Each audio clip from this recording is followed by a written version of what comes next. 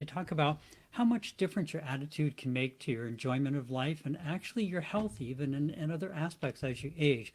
We touched on this a few weeks back where I mentioned the book Breaking the Age Code by Becca Levy, which I thought I had right here. I do, until I dropped it and left it on the floor. There it is.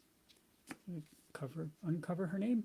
Breaking the Age Code by Becca Levy, PhD.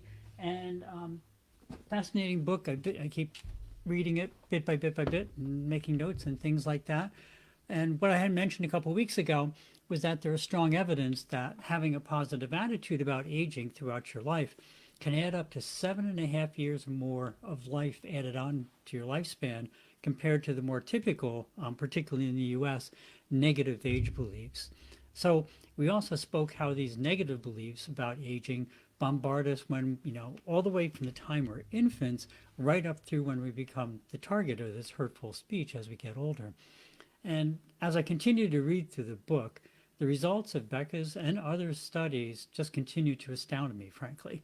It's nothing like, this is not what it is, that a positive attitude can have up to 5% positive impact. Oh, no, no.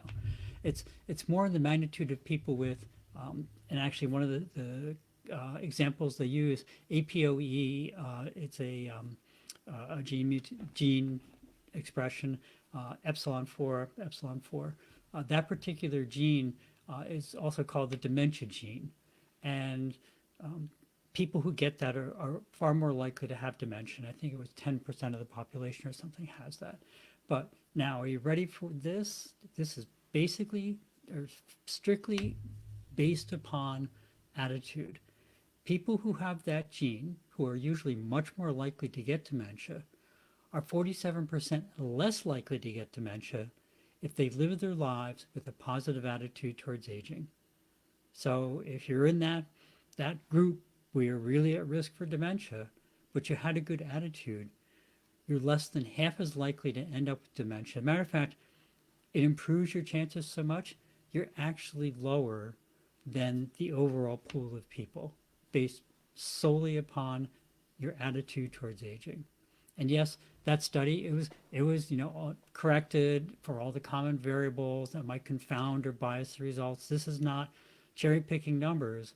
This is a real bona fide, well thought out, large population study, and those are the results that popped out of it. 47% reduction in chance of getting dementia. Those are some pretty powerful results just from positive thinking. Another interesting result is that people who started exercising, especially when they coupled with the positive aging outlook, but no matter what, but those people who started later in life quickly caught up to the people who'd been exercising their entire lives, which is something very different than you normally hear. Oh, when you're older, it's harder to put on muscle, it's harder to do this, harder to do that. Well, particularly if there's a good attitude involved too, and it said, I'm going to start doing this, and you do it, your body reacts and it changes it. And it's what's even more fun is it turns out there's a strong correlation, not surprising, between a positive attitude and lowered stress. And lowered stress helps the body take the best advantage of physical activity. So that tends to lead to more endorphins and happiness, which leads to more activity and better health, and it just goes on, and it's a real positive feedback loop. And so if you start being more active as you get older, it turns out it has huge health benefits, way beyond just they say, oh, you walk a little bit and you feel better. It goes way beyond that because it helps you raise your attitude. When your attitude increases, it has a lot of positive benefits across all your health spectrum. There's also strong evidence that memory loss, those senior moments, are also not a foregone aging phenomena. Just as an aside, by the way, the term senior moment didn't even appear in print until 1997. That was just 27 years ago, as the time this is being recorded right now. And so it's gotten to be kind of this in everything. You see it in greeting cards, all sorts of stuff now, where it's just assumed you get older, you can't remember anything, you're forgetting stuff, blah blah blah blah blah. Just not really so. It's become expected, and so you tend, as we all do, to live into your expectations. And so I've been trying to make an effort to just not take that as an excuse. And I never say, I've completely stopped saying, oh, it's senior moment, or you get older, you can't remember stuff. I just don't say that stuff anymore, and it's made a difference. It was kind of like, of course I can remember it. I could actually feel myself have something in my thoughts and then forget it as I try to go for it. And now I'm thinking, I wonder if my brain is just trying to make my belief that I created come true. It's kind of like, oh, that's right, we're not supposed to remember everything. So positive attitude in everything makes a huge difference. In societies where old people are more respected and ageism is less common, older people don't tend to have memory problems, and they're often the repository for societal knowledge, the exact opposite of what we see in the Western cultures. So, to quantify the effect, a large study showed that people with positive age beliefs, they had 30% better memory capability than people with negative age beliefs. And again, a huge difference, 30%, one third better. And I spoke about this a few weeks back. I came across some recently. Um, I I had talked about ageism a couple weeks ago, as you remember, and then just in going through life, not looking for them particularly, I came across some really gratuitous examples of ageist comments in some really surprising situations. One was in a meeting. It was for a governmental body, um, where everything is very, very carefully controlled, and nobody's to be offended and everything else. And the presenter, who was a bit younger, but not very young, was talking about something and mentioned, oh, those little buses, like the airport sort of buses, they always have those really low steps so the decrepit old people can get in. Like, say what? I was going to call him out on it, but I didn't want to make a huge stink. But after rethinking it, I'll definitely be more vocal the next time should it happen again.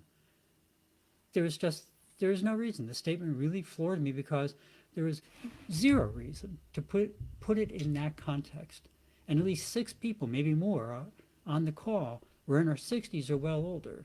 Sometimes there's one of the senior people there, and he's in his mid to late 70s, and quite sharp, I might add.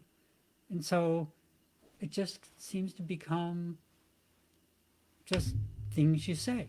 You just take one whole demographic, and like we said the other day, it's the only prejudice, the only bias in Western cultures that's considered acceptable.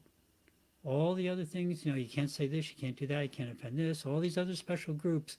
And even though one of the protected groups is supposed to be based upon age, everybody completely ignores it and just flings jokes, quote unquote jokes, and comments all the time. So then I was on another website. It was actually a YouTube channel. And I think it was about AI or drawing or something. I don't remember exactly. And someone made a quick data chart with these age categories. And I think they're roughly something like the first column was like 18 to 25. The next one was like 25 to 30. And the third column was old geezers. That was it. 18 to 25, 25 to 30, old geezers. Again, what the heck? When did publicly insulting a large segment of the population become acceptable? And then today, I was on a site, something like Reddit. It wasn't Reddit, but it was something like that. It was a discussion site.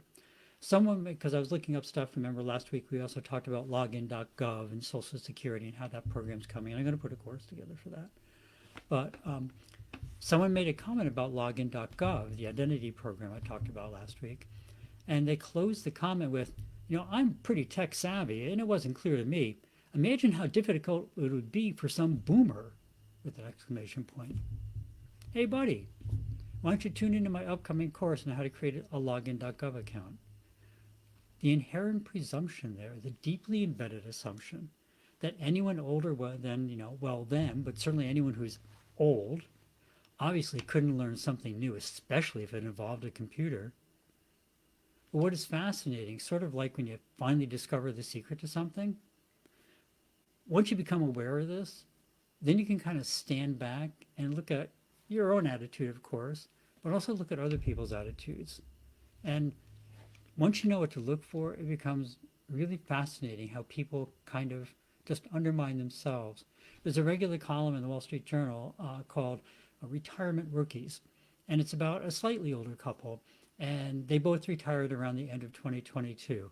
And it's all about how they handled the transition to retirement, what they're doing, just all those things. Not just, I mean, although the Wall Street Journal has a lot of financial stuff, a little bit of it's financial, but really much more of it is social, social interaction, what they're doing with their lives now, and it's the whole. And it's a good series of articles. It's the whole retirement package, kind of, but from some people who went into it and are documenting it as it's going. But what's fascinating now is looking at how, and the gentleman in particular, he's starting to evaluate pretty much everything that happens in terms of how old he is now. And there's just one, it was actually in today's paper, and I think he might have used those words directly.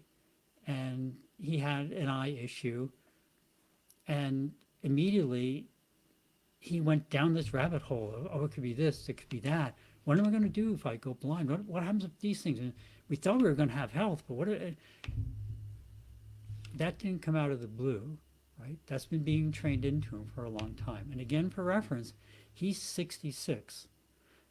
He and his wife, they ride a tandem bicycle like 12 to 20 miles most days. They go for literally months-long bike trips. They eat carefully. They're mentally and physically active, but still, the constant drone of ageism is already starting to take a huge toll at the ripe old age of 66. Even the insurance companies think he's going to live a couple more decades, most likely, but he is starting to doubt it. Now, and yes, I probably will try and send him or get him to buy a copy of Becca's book and say, just take this to heart. Read your article, read your last installment, and read this book again, and put those two together and see what you're doing to yourself. So to be clear, again, they're both educated professionals. They're not wildly rich, but they're not suffering, and they're currently in good health. And even with all those solid foundations, they've been strongly negatively influenced, he in particular. Now, think about someone who spends hours a day on TV or social media, particularly if they're retired and watching TV all the time. They're watching ads telling us we can't use a phone if it isn't a flip phone, that we can't be safe without an alert pendant if we're over 60. And of course, all the medicines we should be asking our doctor if he'll give us and all this other stuff. And then throw in all the jokes and memes. And if you aren't somewhat self-confident, you'll quickly start to believe that all those false stories, all that false drivel is really true. Do not believe it. It's not true. We've talked often about how some things, do change, how our superpowers can change as we get older. But that doesn't mean we're automatically falling apart. But that's the common story. And most of our peers are only too happy to hop on the pity wagon with us and agree how getting old is horrible and on, and down that slippery slope the conversation goes into this rabbit hole of how horrible it is to get old. Just like you can change the whole world, you can also change your own and even your own friends' self-story. When that ageist talk starts, even by your peers, for goodness sakes, just stop it. Say, I don't really believe that. I just started swimming the other day because I wanted to do that my whole life. It's great. Or whatever positive activity you can share. When the conversation turns to all your bad health, woes, and everything else, talk about how wonderful it is that we have so many care opportunities and that we're still able to be independent. And actually, since we're independent, why don't we go to the museum this afternoon and do something different? Take control of the situation, turning it into a more positive direction. Because not only may you help save a friend's health or even their life, but you also help yourself see all the good that's still around you and maybe get back some of those extra 7.5 years that marketing and social media are trying to steal from us. So that's it for the evening. Be positive in all you do, and most especially, be positive and remember that all the good things about aging. Honestly, there are so many things I love about where I am in my life right now, and one of those things is that I know if there's something I'm not satisfied with, I can go look in a mirror and talk to the guy that caused it. And I can also go talk to the guy that can work to change it. That self-honesty is something that took years to come to. And it serves me very well every day, along with all the knowledge and confidence that I've accumulated throughout my life. Would it be fun to still be, active 20 hours a day and still be functional the next day? Well, sure, it would, I guess. But when I was young, I'd probably mostly have wasted those 20 hours. And still, at my older age, probably get more pleasure and enjoyment out of each day than many of my younger friends do. So enjoy your life no matter what your age, and always live it to the fullest, and just ignore all the ageist comments.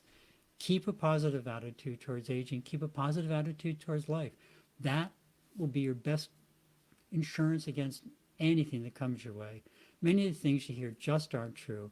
And holding in a negative attitude about aging will do more to harm you than almost any other thing in your life. Your homework, always optional, is to think about all the good things and attitudes that you have now that you're older. You don't have to be any particular age. Just look back 10 or 20 years and compare how you are now to, how you were back then. And it's pretty unusual that things don't look better now than they did then. Sometimes, I'm not saying everything is perfect. Sometimes there might be, new lumps and bumps that came up in the road, but you also have new capabilities, new insight into how those things happen and what you can do to either change them, mitigate them, work around them, whatever it is to keep moving yourself forward. That's wisdom and knowledge that comes from age. There's no real good substitute for it. Extra points, you then make a habit of reminding yourself and your friends of the things that you're finding enjoyable right now.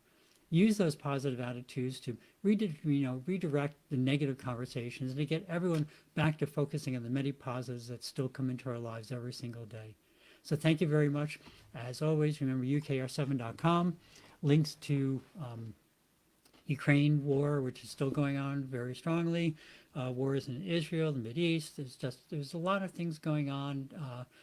Niger's under a mess right now. The Venezuela election, with most of the votes counted, the one side claimed they had 51%, and actually most of the votes they had over 109% of the votes counted. Clearly, they were just stuff in the ballot box. And there's a real good story on that. I may actually do a little insight on the election there.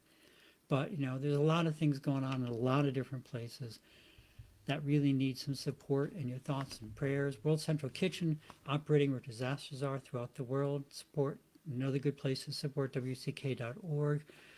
The big thing is, like I say, if you can support somebody monetarily, with your thoughts, prayers, however you can do it, that's really great. If you want to support somebody locally, that's also great. If you're just not in a position or the mindset to donate to anything, just remember, one of the best ways to care for yourself is to care for others. You meet someone on the street, just smile at them. Just say something nice to them. See somebody who's looking a little down, say, hey, hope you have a good day. That's it. You don't have to make a big thing about it, or can I help you? Just put a little tiny bit of positiveness into their life. And that can make a huge difference. So if you're kind of able, ukr7.com, wck.org, any of the many, many local charities that are around, just make somebody's life a little bit better. So, as always, thank you for stopping by. If you found something interesting and useful, please pass it along. Please subscribe, hit that like button. And if not, please drop me a comment as to what you'd like to hear. Have a great week. Remember to live the life that you dreamed of, because that's the path to true contentment. Love and encouragement to everyone. See you next week on 7 Every Minute and 7everyminute.com. Thank you.